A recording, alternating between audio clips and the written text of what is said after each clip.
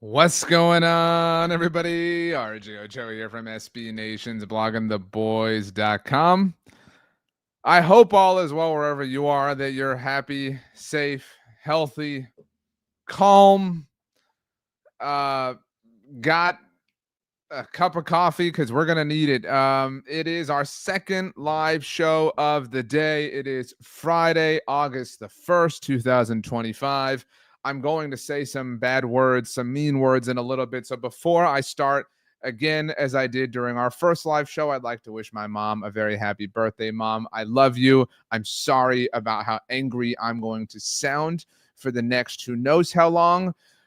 I'm cursed, like all of us are, with rooting for these dumbasses. The Dallas Cowboys are, in fact, of the highest order of stupidity that can be conjured in this earth, in this life, in this solar system, in this galaxy. We root, one and all, for the dumbest, most incompetent, most stubborn, most attention-seeking people that walk the big blue marble. Like this video, subscribe to the channel, tell a friend, follow me on social media. I talk about the Dallas Cowboys 24/7, 365. It is my job to give you the truth, and I take that job very seriously. I'm very fortunate, very blessed to have it, and I'm sorry to you for how upset that I'm going to be over the course of the next, again, who knows how long. We went live earlier in the day on Friday. It should be a fun day. It's Friday. We had football, the MLB trade deadline. We got the Women's British Open going on. There's all sorts of cool stuff. We're finishing up summer. We're getting ready for football on the reg.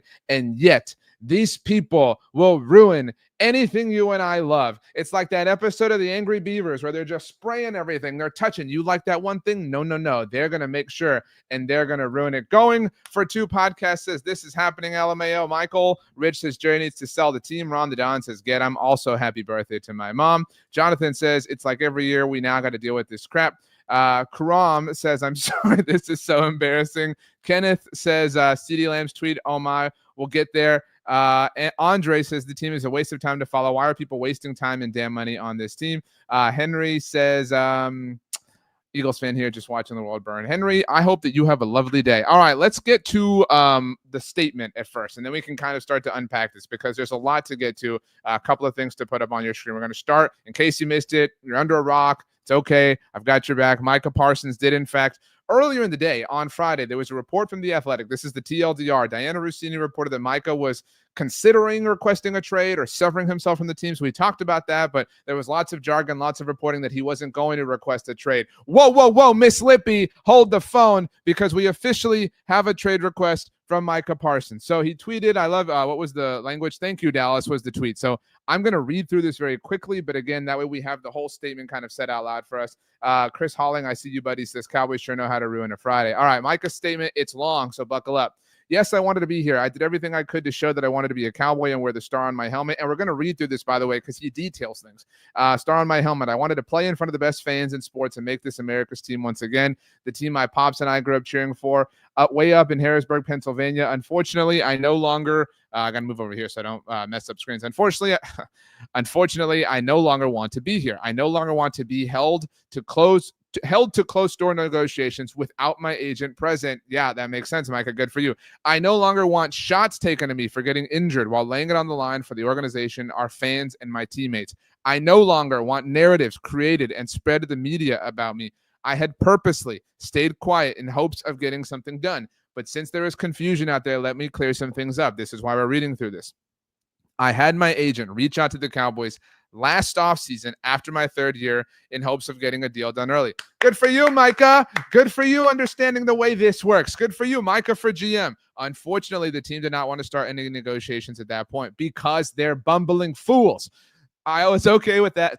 Didn't complain and focused on the 2024 season, the one the front office sabotaged and made incredibly toxic, right? After the season, I told my agent once again to let the team know we were open to negotiate when they met at the Combine. This was this year's Combine, so back in February.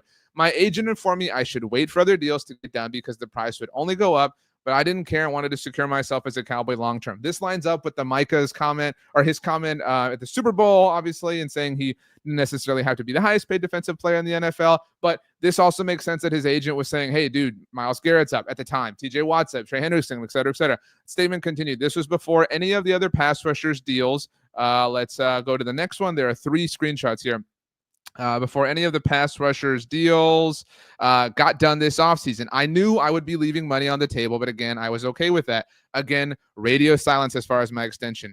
In March, today is August the 1st. It's my mom's birthday, y'all. In March, I met with Mr. Jones to talk about leadership. Somehow the conversation turned into him talking contract with me. Yes, I engaged in a back and forth in regards to what I wanted from my contract, but at no point did I believe this was supposed to be a formal negotiation. And I informed Mr. Jones. I presume he's talking about Jerry here by saying Mr. Jones, by the way, but just so we're clear. Afterward, my agent would reach out thinking this would get things done. But when my agent reached out and spoke to Adam, talking about Adam, who runs the Dallas Cowboys salary cap, et cetera, he was told the deal was pretty much already done. My agent, of course, told him that wasn't the case and also reached out to Stephen Jones. Here comes our hero. Again, the team decided to go silent. At that point, we decided we would allow the team to reach out to us whenever they decided they wanted to talk, yet still not a call, email, or text to my agent about starting a negotiation. Up to today, the team has not had, let's get back in here. Up to today, the team has not had, where is it? Goodness gracious, I've lost, up to today, the team has not had a single conversation with my agent about a contract. Not one demand has been made by my agent about money, years, or anything else. Still, I stayed quiet, but again, after repeated shots at myself and all the narratives, I have made a tough decision.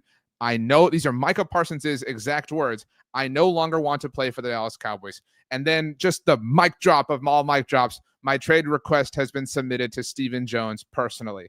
Now, look, I'm going to say this right now because I said it in the first live show. Let's see some of your comments. Chris Halling noted that Ed Werder just tweeted that Micah Parsons is not leaving camp. This kind of lines up with what I was about to say. I'm looking on Twitter myself. Calvin Watkins shared a photo of the Cowboys front office on the practice field. I'm making sure I don't miss anything on Twitter. Okay, we're good. So the reason I think this comment from Chris and the comment from Ed Werder is important is I will repeat what I said in the first live show on Friday after the Diana Rossini report.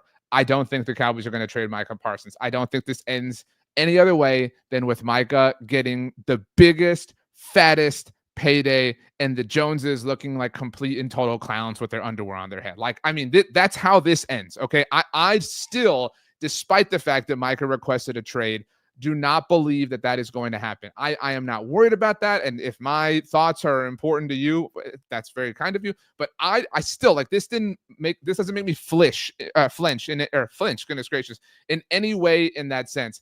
What's upsetting is that it has now reached this point. Like, it was bad enough. The Diana Rossini report was bad enough that we were at a place where that was getting leaked out, whether it was by Micah's side or his agent's side or the Cowboys side, whatever. But that Micah went on the internet, went on Twitter, and not just like said all this, but like went into all that detail. On one side, I love it. On one side, I'm entertained. On one side, I'm like, hell yeah, dude, bring this team down. Like, drag these fools. They have no idea what they're doing. They're incompetent. But also at the same time, these fools are the people who are in charge of our favorite football team. So it kind of sucks, right? Like, it kind of sucks that this is, this embarrassing for them. And this is what we've been saying all along. If you follow me, if you follow us here at Blog on the Boys, if you read our articles, we have been saying all offseason since these negotiations got intense, because again, he was first eligible for a contract extension last year and the Cowboys did nothing about it in classic Dallas Cowboys way. This is a different thing. If you thought Cowboys front office, Jerry, Steven, if you thought this was going to be like Dak and CD, whoa, no. Micah is much, I don't mean to say he's much smarter, but he's in a much different position of leverage and a much different personality. Dak and CD did their own thing the way they felt it worked out best for them, and it clearly worked for them, right? And nobody held anything against them. I've been saying this, and I just tweeted this before we went live, that the Dak and CD situations last year really elevated this conversation to a national level.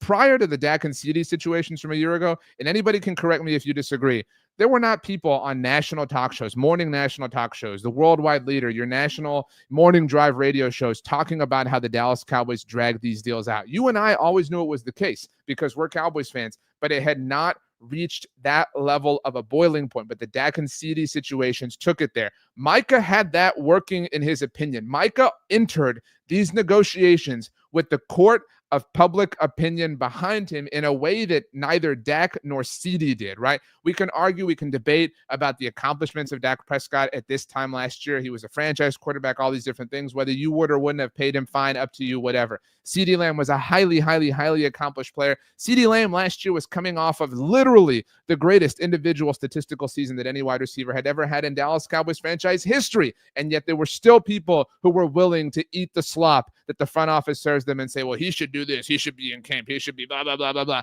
Micah did not do any of the things that Dak and CD did. Micah has done things that they haven't done. Micah showed up. He held in. That was already something that was very different. He showed up to OTAs. He held in. Micah went to social media, has utilized social media. He has weaponized. CeeDee Lamb and Dak Prescott, maybe the best way to put this is they walked so Micah could run.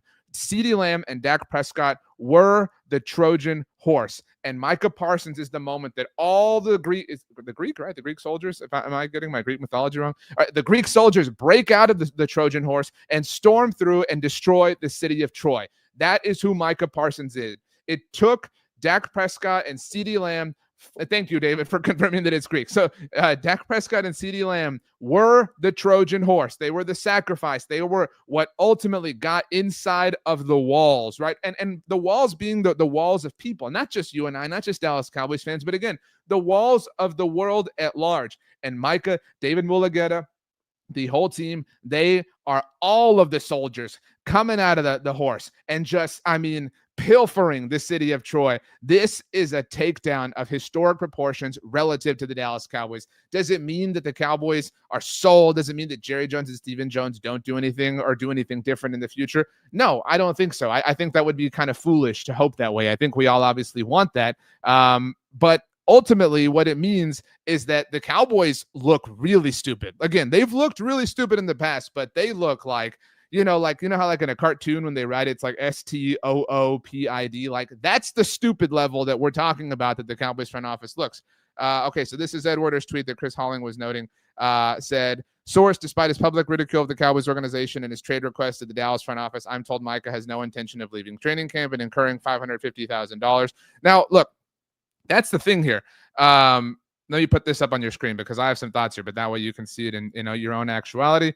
Lawrence King says, one player has never made a team, but I would seriously consider boycotting this season if Parsons really is traded. I don't think that he's really going to be traded. And for what it's worth, here's Ed Werder's tweet for you now. 1, 2, there's a couple clicks, and let's zoom in so you can see it. There you go. This is my opinion, RJ Ochoa's opinion. I don't believe that Micah wants to be traded. All right. I don't believe that at all. What I believe is that Micah is willing to follow the wise advice of his representation. What I fully believe is that Micah is done. We heard Dak Prescott talk a lot last year about how he felt it was important relative to quarterbacks and other players to obviously get the bag and continue the precedent. And I believe that to be true. I'm all for player empowerment. I think that Dak Prescott did a good thing. But I do believe that Micah has now seen that he has a chance to blow up the proverbial city of Troy on behalf of the players who will come behind him with the Dallas Cowboys specifically. This situation, all that's happening right here is going to benefit Tyler Smith, is going to benefit DeRon Bland, it's going to benefit George Pickens, who, as a lot of you are noting in the comments, is represented by the same agent as Micah is and David Mulligeta. All right. And I think that we can view this, again, as another example, this Ed Werder tweet. Again, I'm reading Ed Werder. You can see it on your screen. I'm told Micah has no intention of leaving training camp and incurring $50,000 in daily fines as mandated by the NFL. Do you all remember the movie, was it Law Abiding Citizen with Gerard Butler? Has anybody seen this movie? Do you know the movie I'm talking about? There's a lot to it, but ultimately, if I'm right, Gerard Butler plays somebody who is ultimately arrested and is in like solitary confinement, and he's still like causing all this havoc out in the city, and all the like prosecutors are like, how's he doing this? Like, we have no idea. Like, he's everywhere, but he's in prison. Like, we don't know what's going on. And Micah, for lack of a better term, is the law-abiding citizen here. Micah and his representation have been not just one, not just two, not just three. They have been 5 steps ahead of the Cowboys at every single turn here. I recognize it's not difficult to be ahead of the way this front office works and operates and how they've worked and operated for a very long time. But think about all of the tactical moves that Micah and his camp have made, the decisions that they've made on his behalf, right? He has said, and whether you believe any of this or not was pure or part of the game is up to you, but we're talking about the facts of the matter. If we date back, like rewind at the beginning of the offseason, Micah said, I don't need to be the highest paid defensive player in the NFL. He said that, and then what happened? All these deals happened and naturally took care of the business side of things from a numerical standpoint for him. Great job, Micah, in saying that. I didn't buy that personally, but again, it was something he said, and it worked out for him. He showed up to OTAs. He was a leader. He didn't incur any fines. He did the right thing. He did the song and dance, et cetera, et cetera. He showed up to training camp. He's been holding in. So he did the thing you have to do, but didn't go all the way, et cetera, et cetera. He had this report come out earlier in the day on Friday that he was thinking about requesting a trade, et cetera, et cetera. And then not only did he come out with his official trade request, but he came out and he spilt the tea. Right. He spilt the tea and said, this is what I did. And he even fessed up. He even he atoned for the negotiation that Jerry Jones is holding him to at this point in time. He said, yeah, you know what? Look, we were having a conversation and I thought it was this and Jerry took it this way. And I didn't expect them to take advantage of me like this. Like he has completely in a PR way, totally, absolutely dunked on like Harlem Globetrotters over the Washington Generals over and over and over and over again, to where Stephen Jones is like the king of the Washington Generals, going like, I didn't know you could do this. Like, you know what I mean? And that's where the Dak and CD things are important, in my opinion, because prior to that, I don't think people were willing to see that. I don't think people were willing to give the player the benefit of the doubt. We all innately, myself included, naturally want to believe that our team is led by smart people and that they're making the right decisions and they have the best interest of the team in mind at all times. And they spend 24/7, 365 completely and totally, hopelessly, like Grease said, devoted to the idea of developing the Dallas Cowboys as a football operation. But we know that in reality is not true. It's as true as Santa Claus is to a lot of things. Thank goodness my son isn't in this house. That would have been a tough thing to explain to the wife that I outed Santa.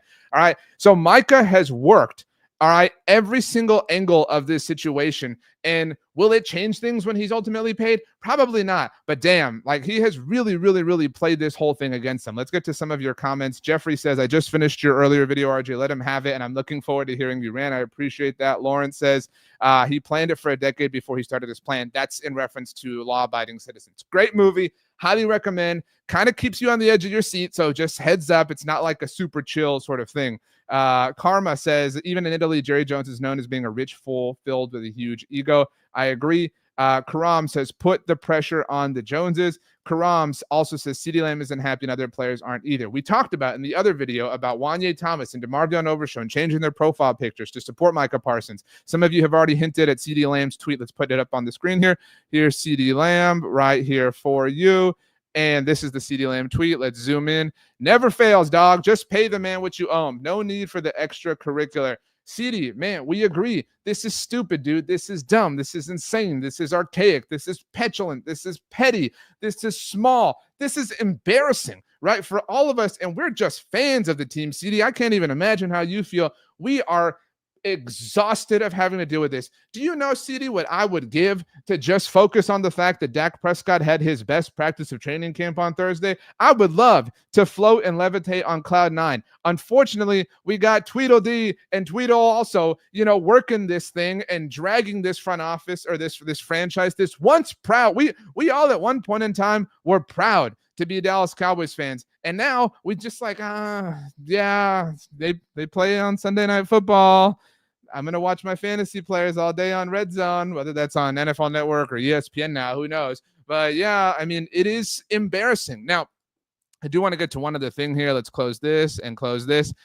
In the aftermath of the Micah statement, if you're more like, it was like a dissertation from Micah. Jane Slater, friend of the show, friend of mine. Jane is super awesome. She released some thoughts. Now, I should mention that right as this was happening, the Jane Slater statement, NFL Network was obviously talking about this. The fact that it was NFL Network is coincidental. Jane obviously is an NFL Network employee, but Tom Pelissero mentioned that on Super Bowl Sunday, they being NFL Network had talked about how the Cowboys had entertained trading Micah Parsons dating back to last year. So this conversation was kind of floating in the ether. So let's read through Jane's comments together. Listen, the Cowboys internally had whispered the idea of trading Micah 2 seasons ago. This is, again, at the beginning of the 2024 offseason. I was told Jerry was absolutely against it. Why? Micah would rub teammates the wrong way with the podcast comments at times. Remember, there was all that stuff going around saying he was a leader, that not showing it at times. And as one coach told me, nearly every player was in my office telling us we needed to do something about him. I do think Micah turned some of that around in recent months. Could it be contract motivated or maturity? Who knows? But if the front office was going to trade him, the time was 2 years ago, pre-draft, when the haul would have been massive. Yes, because another team would have been like, oh, dude, let's trade for him and we'll give him a contract extension because it makes sense to do it right now, right? Like, that's how genius front offices or not even genius, but just like bare bones front offices operate. I think there was an element of shock here because Micah knows he's a leader at his position and believes he should have been first in line to get a deal done. One could argue players have been far more problematic in the past and gotten deals done. That's a great point by Jane. When this imminent contract was floated in the spring, was reported, I put cold water on it because you have to have the agent involved. And then Jerry escalated things with his thoughts on the agent, etc. When when Jerry claimed to not know David Mulligan's name, recall that. Both sides have a mirror to look into here, in my opinion. Micah's personality and fearlessness to speak his mind has been rare, as most guys have said a thing or two, but chose largely not to talk. I still believe the deal gets done. Micah has a year left and won't want to not be on the field, and Jerry isn't going to want to let one of his best players just sit nor create a locker room situation. As players are currently rallying around Micah, my meter is not moved here. This is Dallas, but it shouldn't have even gotten to this point. I think that's well said. Jane added a little bit more here. And to be very clear, Micah, from a position standpoint and a talent one, has earned it. You can protect yourself in said contract if you have concerns about OTA participation, leadership, etc. But the number is what it is. And also, until we figure out what the sticking points are for both sides, it's still hard to point fingers. But in general, not being more communicative with the agent and proactive isn't good business financially or for relationship building and culture. Now, where I would just slightly disagree with Jane, and she's way more plugged in than I am, so I'm not calling her wrong. I'm just simply saying that I disagree. Hang on, I'm making sure I didn't miss something here. Okay. I'm put this on the screen next. Where I would disagree with Jane is I think that I have zero, I will lose zero sleep tonight pointing a finger at the Dallas Cowboys. I have zero qualms pointing 1, 2, 3, 4, 5 fingers at the Dallas Cowboys. And if you want to say that Micah this, Micah that, fine, I'll listen to you. But what I will come back with is he was first eligible for a contract extension last year. Podcast, no podcast. He showed up. He played through everything. The time has proven to be over. You have proven, Dallas Cowboys, to not get this situation, to not understand the merits to doing contracts early. There's, even if you want to say, well, Micah this, Micah that, the Cowboys have burned up all benefit of the doubt. You can't make that argument on their behalf because they have ruined it for you. They don't have any ground to stand on. So even if you have a Mike, well, his podcast, it doesn't matter. The Cowboys have bungled this with Micah Parsons. They bungled Dak Prescott multiple times over. They bungled CeeDee Lamb. They're currently bungling Tyler Smith. They're not necessarily bungling Trayvon Diggs, but they're being jerks about him. They're bungling George Pickens. Like, these are the bunglers. And so if you're going to root for the bunglers in that sense, you're going to get bungled in the process. I mean, I don't know how more clear to say it. My good friend Rob Stats Guerrero is in here and said, remember when Micah told the 49ers, laugh now, cry later? Stats, what I would remind you is that the 49ers have a longer Super Bowl drought than the Dallas Cowboys, and the Cowboys have a very, very, very long one. So good luck to you. Everybody, Gold Standard Network is the best place for San Francisco 49ers news, discussion, coverage, analysis. If you want to cover or follow a team, with a longer Super Bowl drought than the embarrassingly long drought Dallas Cowboys. I digress. Alex Storm says, right now, Jerry is sitting in a leather chair, sipping a whiskey and saying, look at all this free publicity. How about them Cowboys? AC Phyllis says, congrats to Jerry Jones on me. Yeah, I mean, the Deshaun agent thing is a whole different. I don't want to lump those things together, but I get what you're saying. Super chat from Eric M says, even if Micah signs an extension, this is the point. Eric M, thank you very much. Even if Micah signs an extension, I don't know how he could trust this front office moving forward. What player would trust this organization now? That's what we were talking about in the first video, right? Like, so Eric M, let's pretend Eric M and I are running the Dallas Cowboys. We have the curse of being Jerry and Stephen Jones, right? So we're talking to each other. We're chopping it up, right? We're sitting on the leather chair, right? And we tell each other, dude, this sucks. Like, I can't believe that Micah wants to involve his agent. Arrgh! The nerve, right? I tell you that, right? I'm upset. I'm bothered. I'm petulant and small and sad. Okay. Now, what you tell me is you say, bruh, I hear you. But if we throw a fit about this agent thing, we're only going to draw attention to it. And then, even though we might because we have like a 1% chance of winning this negotiation. Even though we win, like we might be Doctor Strange and see the one permutation where we win. Even if we win, no player is ever going to come to us without an agent again. Right? Like, because surely this has happened, right? Like, surely the Cowboys have negotiated something, and sometimes players are their own agents, whatever. Think about it. If you're whoever, like, if you're any player on the Dallas Cowboys in the foreseeable future, and they're like, hey, buddy, you want to talk about your contract? Hell no, back off. Like, I don't want you on me at all. You stink. Like, I'm not coming near you without my agent. You get what I'm saying? Like, they have only, like flashed the sign that's like, hey, we don't like your agents because we'll pay you more money. You know what I mean? Like, this is, I mean, the level of stupid here is astounding. I'm embarrassed for them. I mean, I have some serious secondhand embarrassment for Jerry Jones and Stephen Jones. Miss Felony Strutter says, sorry, you must deal with the nerve to involve the professional agents. You know what? Next time I go to the dentist and they offer to have the dentist work on my teeth, back off. No way. I don't want it. Just get the dude down the street. All right. Just, actually, I'll let the receptionist, handle it myself. The person at the front office, you want to clean my teeth? You want to handle the root canal? I hope that's not what we have to have going on here. But the dentist working on my teeth? No, you got to be crazy. I need some heart surgery. I'll have the anesthesiologist crack me open. All right, let's do it. Come on, start the procedure. I'll pick my favorite songs to put on the radio. I mean, again, but what I wanted to put on the screen right now was just kind of funny if you follow the Cowboys on a day-to-day basis. Michael Gelkin, formerly of the Dallas Morning News, does not tweet often since walking away, and since I hope Gelkin's life is going wonderfully. I hope life is well for you, Gelkin. Seriously, you're the man, and we miss your coverage. Just randomly tweeted out, Micah Parsons is the only player to finish top 3 in AP Defensive Player of the Year in each of the first 3 years in his NFL career. Award voting began in 1971. I mean, seriously, like, we cannot, you can come up with the most, I don't know, like elaborate way you want to describe the stupidity that we are not only watching, but like shackled to. That's the frustrating part. You can come up with the most elaborate way to describe the stupidity and still fall short of what we're working with here. I mean, this is embarrassing. Let's see here. AC Phyllis says, I mean, I can't say I'm not enjoying this. 2025 has been good for Eagles fans. Yeah, we know. And I mean, the only solace I think I take in this, AC Phyllis, is like, you really, like, if you're taking joy in this, it's actually kind of sad at this point. Like, I don't mean to get off on a soapbox here, but like, if you're an Eagles fan that's like, these guys are idiots, we know. Like, if you think, AC Phila, that you hate them more than we do, then we have to have a conversation. If you think less of them than we do, I'm afraid to tell you, my friend, that that's not possible. So get in line if you want to say something disparaging about the Dallas Cowboys front office, because we have a list and you're not getting in before we finish this whole thing, because we've been dealing with it for a long time. The Philadelphia Eagles aren't even on my top 10 list of annoyances right now, AC Phila. I hope your day is going well. Let's keep going. David Smith says, Micah or no Michael, Eagles fans aren't worried about the Cowboys. David Smith says, to be fair, Micah should have just told Jones to talk to his agent and not engaged in talks. If you take Micah at full face value, he was simply talking about leadership. I mean, so it is what it is. The other AJ says, RJ, on a scale of 1 to 5, how mad are you?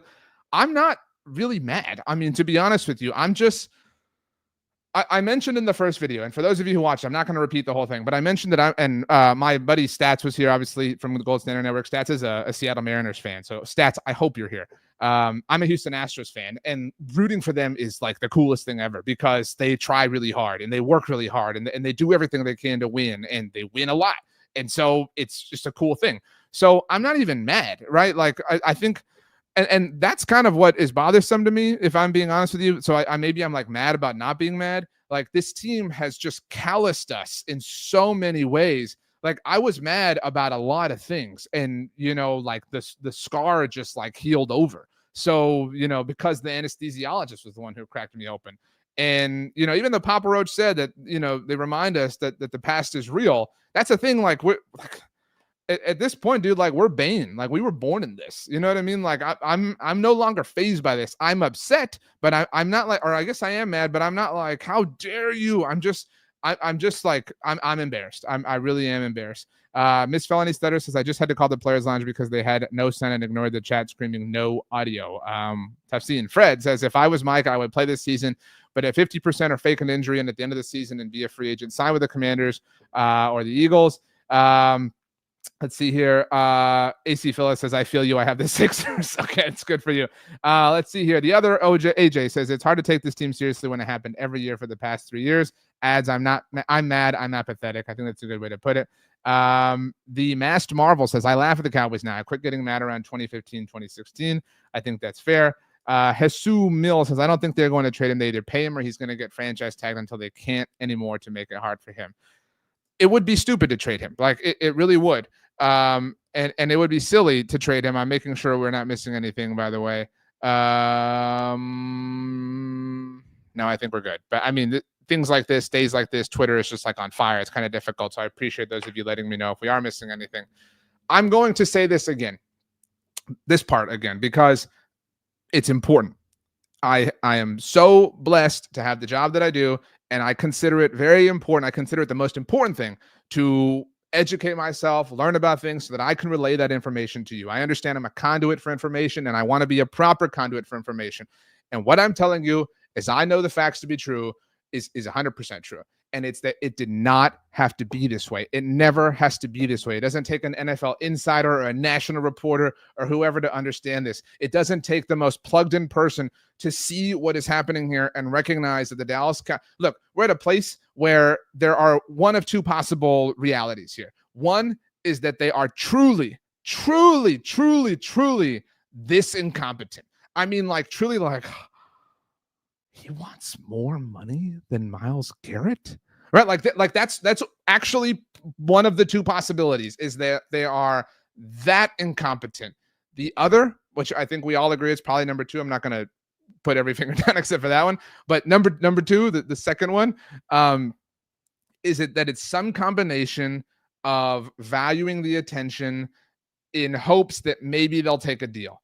Right. In hopes that, well, maybe he'll just like wake up in a good mood, you know, whatever. But now, like maybe that was your MO, your motivation, your plan when Jerry, you had this like super secret meeting with Micah where you talked about leadership and tried to pull the wool over his eyes, and it didn't work. Right. Like, even if that was us, like we've all tried to, I don't know, like, okay, no, we're good.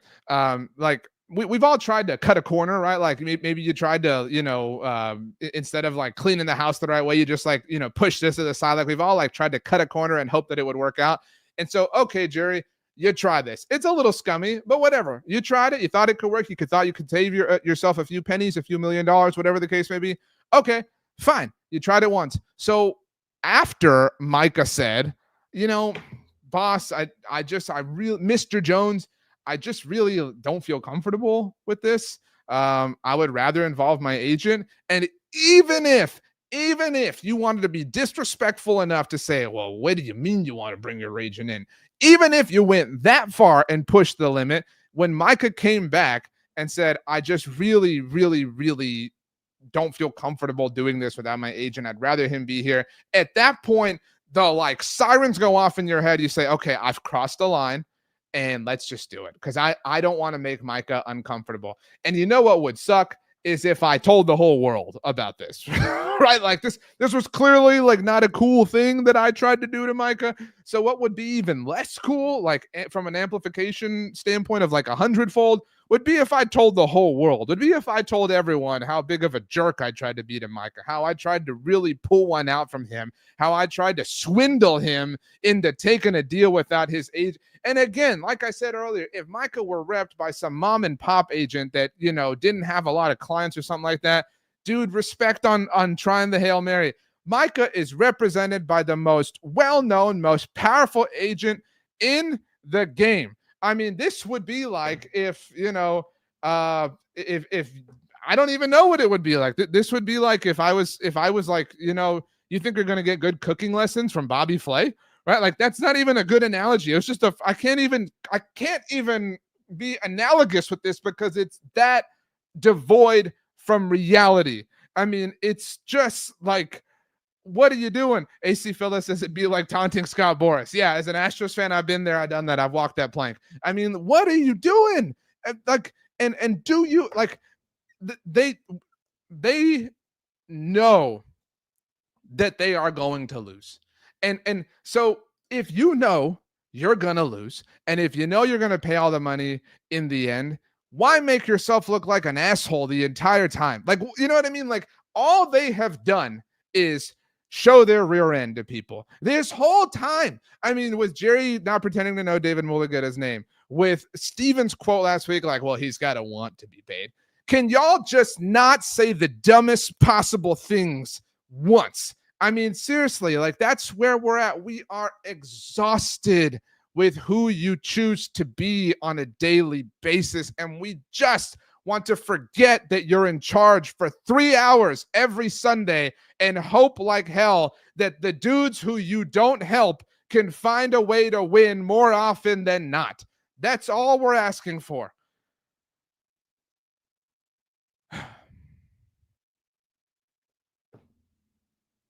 I mean,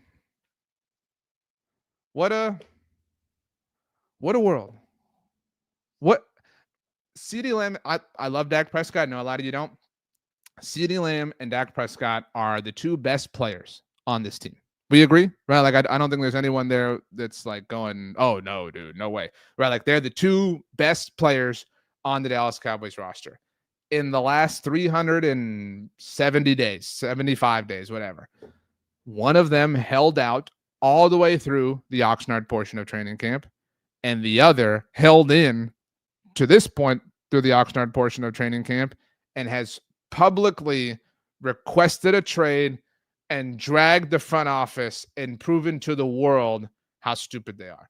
Like, and that's the thing. Again, I mean, I'm not wearing a hat anymore, but like my serious hats off to Micah's representation, because there will be some people that when Jerry and Steven get behind a microphone and they say something, there will be the people that eat it up and act like it's gospel. And there may be some truth to what they're saying. I don't want to disparage them entirely because I've done that enough already here. But ultimately, Micah has won. Micah has this situation taken care of. By detailing all of that stuff, Micah is ahead. And like everything, especially contractual discussions with their most important players, the Dallas Cowboys are several steps behind. I mean, and again, I think that Dak Prescott and CeeDee Lamb deserve credit. Micah is kind of the face of this right now because he's the one in this storm. But without Dak and CeeDee going through what they did last year and getting the paydays the way they got, I hate to make them out to be these martyrs for getting these like multi-million-dollar deals. You get what I'm saying? But their situations open people's eyes. And now all the people are pointing with all 5 fingers like I did at the Joneses and saying, dude, you are stupid. STOOPID. Let's see here. Jesus Mill says, if you treat your star player like that, nobody want to play for you. So good luck with that. Nick P says, I don't know why we don't go all out like other teams do to win a Super Bowl. Jerry and Steven need to look at their teams and learn from the moves they make. I mean, why would they? What they've been doing has been working pretty well. You know what I mean? AC Phillips says they're cheap. Says, look at the real cash spending. Yeah, we've discussed this a lot. I don't mean that in a rude way, but we've been over this. Beirut Wedding says you need to get the Block and the Boys roundtable together and just run with it. We'll do our best. Miss Felony Strutter says, and we will be here with Tyler Smith next year. It's absurd. I mean, it really, really, really, really is absurd. And the most important takeaway, if you take one thing away from me from this whole Micah saga, it's that it did not have to be this way. He was first eligible for a contract extension last year. The Cowboys couldn't get to it because they were chasing the Dak Prescott and CeeDee Lamb situations that they should have taken care of at the beginning of the 2023 offseason, right? We can talk about the many layers to this onion. And if the Micah Parsons situation were taken care of last year, the Cowboys would have been in a position long ago to take care of Jake Ferguson, which they did. So kudos to them. To take care of DeRon Bland, to take care of George Pickens, who they traded for, to take care of Brandon Aubrey. This team, I don't even want to say this team can't catch up. This team doesn't want to catch up because this team doesn't want people like you, smart fans like you, to get even smarter, to get more educated, because then the fourth wall breaks. Then we see the strings holding everything up. Then we find out that it's not really a wizard and they have nowhere to run. And that's their deepest fear. And Micah is helping to expose it all. Wow.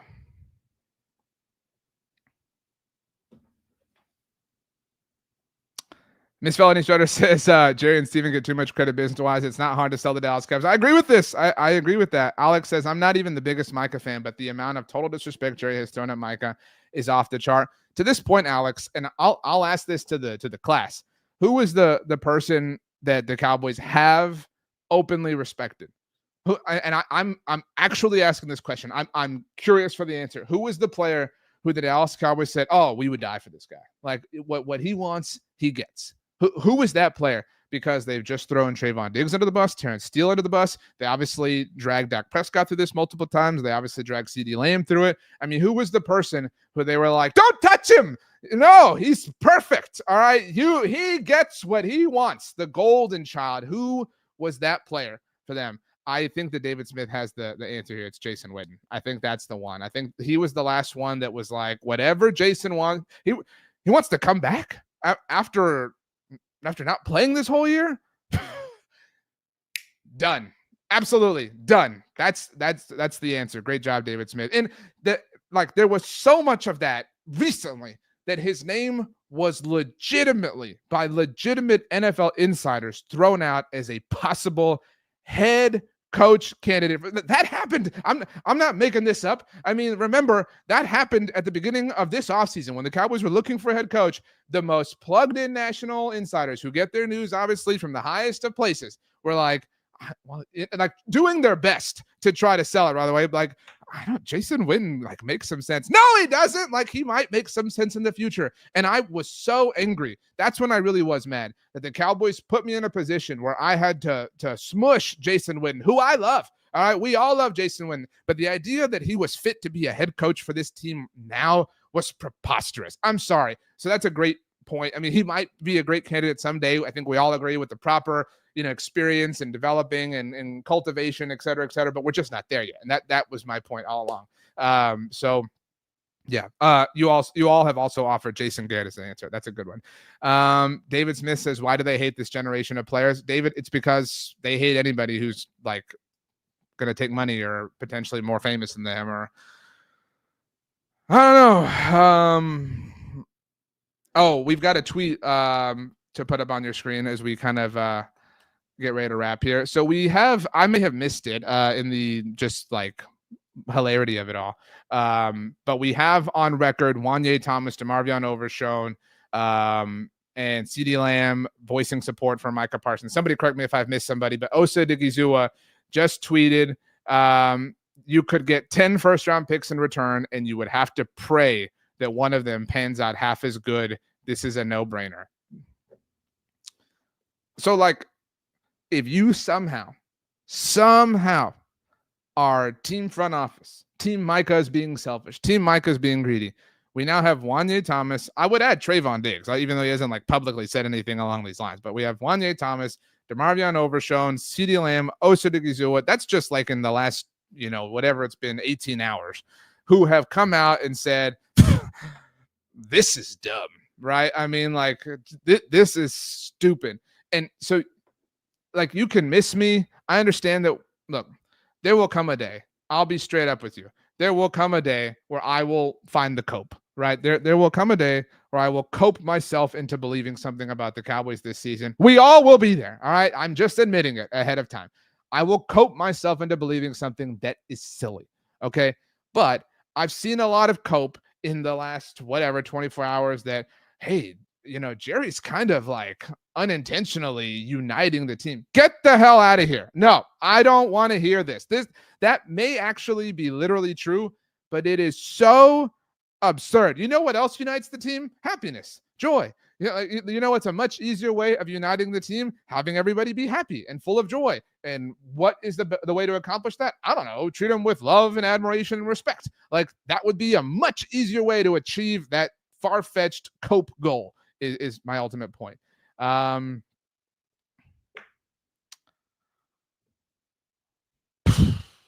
I saw somebody say that Jeremy Pena is back. Is that going on? Because if so, like hell yeah, at least I got something going for me.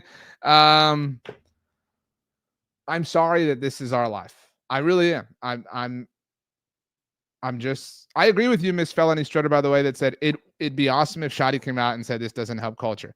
And that's really my point about Micah and the Trojan horse and all this stuff. Micah has some ground to stand on that nobody does. And I in no way mean to be disrespectful to Brian Schottenheimer, but he has nowhere close to that ground. Micah has a mountain to stand on, to look at this front office and say, hey, fix this. You know what I mean? Like nobody has had that level of cojones to work with that Micah has. And it's been built up over time. Like I'm saying, the Dak and CD thing's kind of perpetuated the issue. Yeah, good for him. And truly, aside from the fact that we want to see Micah take this front office down and have them start acting like adults on a regular basis, good for him standing up for himself. Like truly. And I would feel this way if he played for the Jaguars. Like I really would. Like this is cool that he is not standing for this, that he's not going to let them push him around. And that's the thing. They can't push him around. They might be able to push him to other people around. They cannot push Micah Parsons around.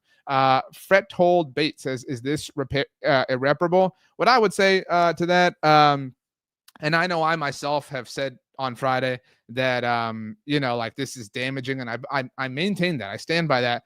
Money fixes a lot of things. Like money fixes a lot of problems. Unfortunately, like that's a cold reality of life. Like money can fix a lot of things. And so I don't know that, it's irreparable. It's annoying and it might be damaging down the future. Who else is like Micah's going to be so stupid rich. Like, I mean, it's absurd. You know who's getting richer by the second? George Pickens, because George Pickens is rep by the same agent. And we know that he's going to get paid by the Dallas Cowboys. We all know it. Like we all know exactly how this ends. And that's part of what makes it so dumb.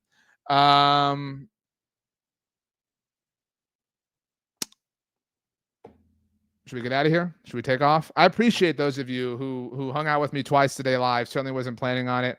I don't think the Cowboys trade Micah Parsons. I think he's on this team. I think the Joneses lose. And I think that they're just comfortable with being the clown show. And so they just want you to buy tickets and peanuts. That's really all they want. They want you to buy tickets and peanuts. They're backstage. They're getting dressed up. You know what I mean? And soon the bearded lady's going to come out, like all this stuff. You know what I mean? And they just care about you buying tickets and peanuts. That's ultimately it. They're the clowns. They know they are. They've got a role to play. All right. The lion's going to come out and the ringmaster and all this stuff. The elephants are coming out soon. They just care that you buy tickets and peanuts. I hate to be self-serving. That's kind of the point though. But Ron the Don says, RJ on top, make sure y'all like the vids. I'm here every day talking about the Dallas Cowboys. If you're new around here, Blogging the Boys YouTube channel. This is how you access my content from a conversational standpoint, live several times a week, recorded sometimes a week. We'll have live post-game shows. Yes, they're back this season. So like the video, subscribe. If you like what I do individually, you can follow me on any level of social media. The links to all of my accounts, all different places, X, Instagram, Threads, TikTok, LinkedIn, Facebook, Blue Sky. They're all down in the description below. You can see my handles also on the screen as well. My name is RJ Ochoa. I'm going to get myself calmed down because it's my mom's birthday. Happy birthday, Mom. I love you very much. We're going to go have dinner. We're going to celebrate. And hopefully the Cowboys have the decency to not do anything stupid. So we can just enjoy my mom's birthday. So, yeah, let's go ahead and let's get out of here. Thank you, everybody, for hanging out. And we will see you next time.